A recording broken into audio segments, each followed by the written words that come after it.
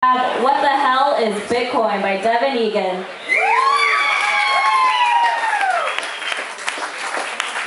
So it's a good question. What the hell is Bitcoin? Whether you've heard about it or not, I hope to answer that question for you tonight. So to start out with, we'll start talking about currency. It's an easy concept. I think everybody knows what currency is. It's the money in your pocket. You spend it every day. Here's a boring dictionary definition of it. But something that we use every day. It's dollars and cents. So moving along from currency, we have digital currency. Some characteristics of digital currency include there's no physical property. So there's no coin, there's no paper. It can be worldwide. It depends on the size of the network, but we have the internet. And it should utilize cryptography for security. Which brings us to Bitcoin, which was created by Satoshi Nakamoto, who may or may not exist. It's decentralized, and transactions themselves are not even anonymous. So what's the supply of Bitcoin like? It's limited by design like a natural resource. There's over 30 years, 21 million Bitcoins will be created, and currently only a little over 8 million exist. And how are these things created?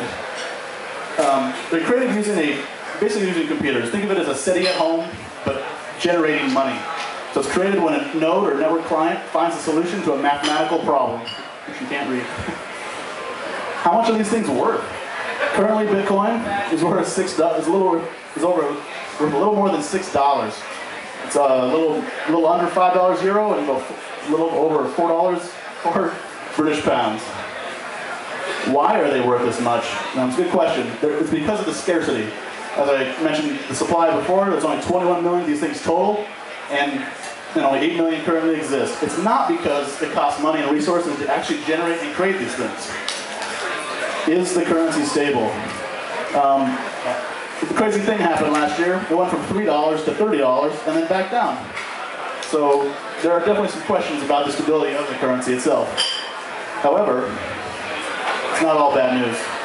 The currency itself started out at 30 cents in January and ended the year up to over 470, a 1,400% increase.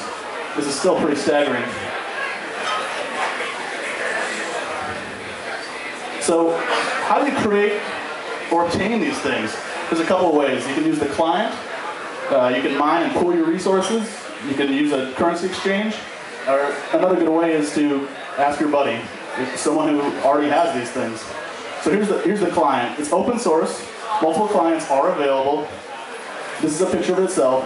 This client utilizes your system resources, like I said, like it's SETI at home, to generate these things, to generate Bitcoins and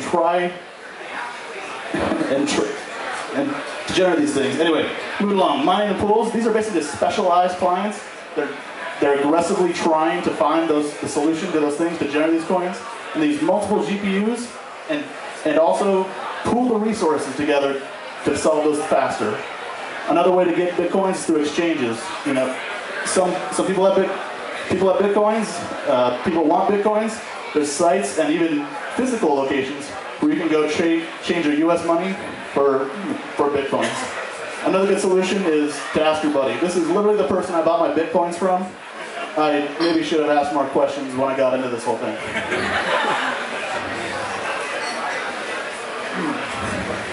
So, how do you use these things? I showed you the client earlier. Basically, the clients are used to send and receive. They are the digital wallet. And whenever you want a new transaction, it doesn't necessarily have to be every time, you create one of these crazy hashes, and that's where you send your money.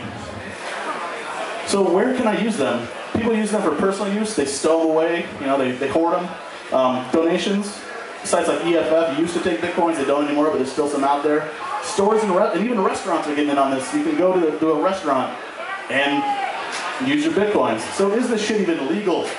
There are definitely questions. It's a gray area in the United States. Our friend Chuck Schumer here, he has called the use of Bitcoin money laundering, period. So it's definitely on the government's radar. Who knows if it's even going to be legal in a few years, but since it's decentralized, it's tough. It's a very tough thing for them to combat.